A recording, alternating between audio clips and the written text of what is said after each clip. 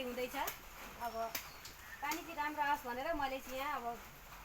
गङ्गा मातालाई चाहिँ सम्झेर पूजा गरेको आज दिनभरिमा कतिवटा कल बसाउनु भयो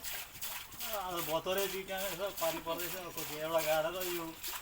सेकेन्डको अब ए अनि यो कल गाडेको चाहिँ कति दिन हुन्छ प्राइस